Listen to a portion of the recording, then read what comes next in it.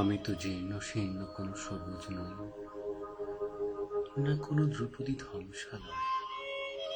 বেড়ে উঠেছি এক তৃণমূলের লতার ন্যায়, তবু আষ্টে পৃষ্ঠে জড়িয়ে আছে এক অমসৃণ বাকল। কখনো কাঁচা রোদ ঘেঁষে গেছে আমায়, কখনো খরায় কাটিয়েছে এক দীর্ঘ বর্ষা। আলোতেও নাকি ছল সাথে মানা, যদি দগ্ধ হয়ে স্তিমিত হই আধারের মতো। তাই তো আমি আমাতেই আছি এক দীর্ঘ রজনী বেলা।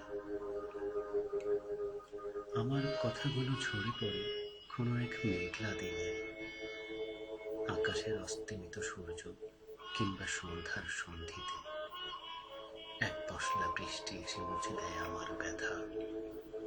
আমিও হাসি, আবার আলোতেই কাঁদি।